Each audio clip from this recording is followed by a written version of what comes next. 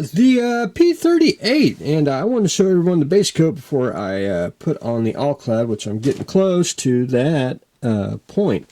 The base coat is just a flat black. Now, a lot of people that you read in magazines and everything, everyone says you should use a gloss black for the all-clad to make it shine. I don't like to use the gloss. I like the flat. It gives it a more of a weathered appearance. It dulls it down just a little bit. I think it just looks more realistic to me. I mean, some people do like shiny planes, and if you really, really want to make a shiny aluminum plane, skip the black and go with a white base coat, and that's all you need is a high gloss white. Put that on the plane and then shoot your all-clad on it, and you'll have a very shiny aluminum plane. But I don't like to do that. I always preach style, and I think the flat black with the aluminum just makes it. I think it makes the shading pop on it too. I just think it looks great all the way around. So I got top and bottom painted on it. I should have painted the propellers when I did it, but I wasn't thinking. I did get paint all over my hands, so I got more on my hands than I did in the airbrush cut. But anyway, I want to let this dry for a day or two, and then I will be able to put the all-clad on. Plus, I like to use an acrylic for the base coat. Dries quicker, and then you can put the basically this is a lacquer. You can put that on, and it's just do it light coats, and you won't have any issues of peeling or anything of that nature. But anyway, that's where I stand on it. But I wanted to show everyone in the Tamiya Model Magazine in the June 2015 issue, fellow modeler here, and I didn't read the name, but I was actually reading an article. He actually used Tamiya flat black for the base coat and then used all-clad on it, and you get a very I think a realistic looking finish on it. I just think it looks gorgeous, but that's just me, and that's just the way I do it. But anyway, I'll show in a day or two, I'll do another video. It should have the base coat on the P38. But anyway, that is where I stand on it.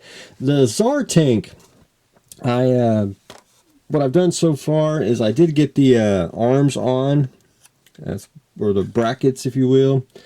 And one thing I did do is I left the pour plugs on. I was getting ready to cut them off, and it's really super thin, and most of all four of them were broke.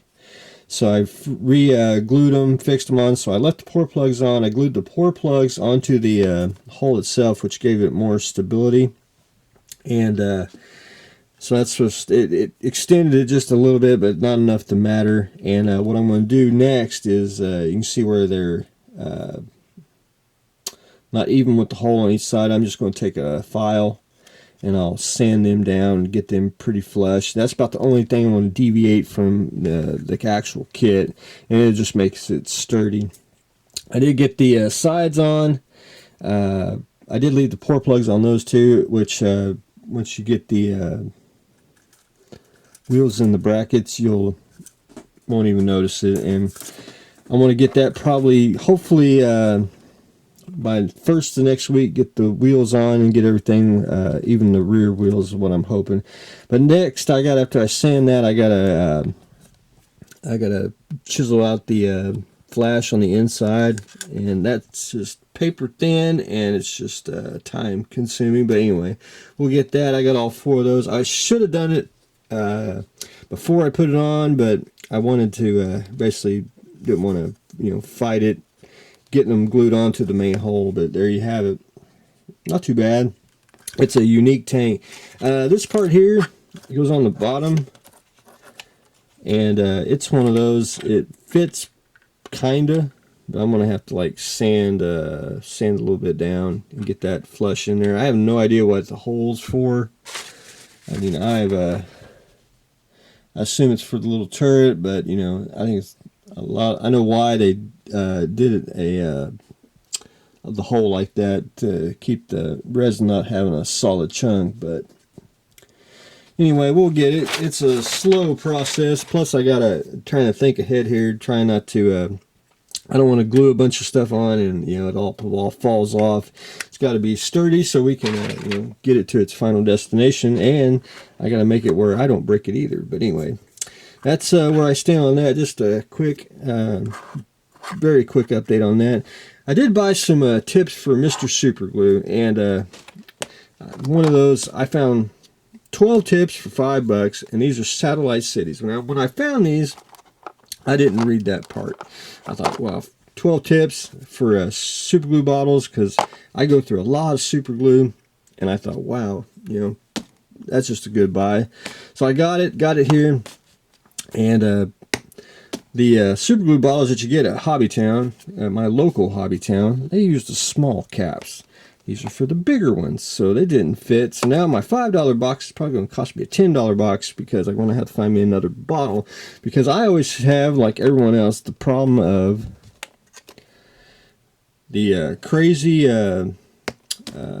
tip that just, it's unusable. You just need the replacement tips constantly.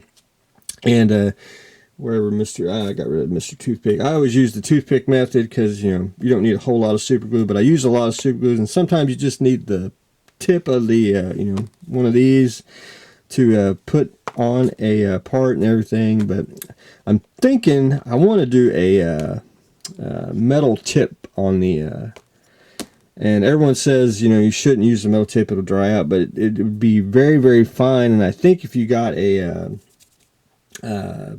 piece of rod or something, you can jab the top here on a metal tip. I think it'd probably last a long time, because it'd take a long time for it to dry out.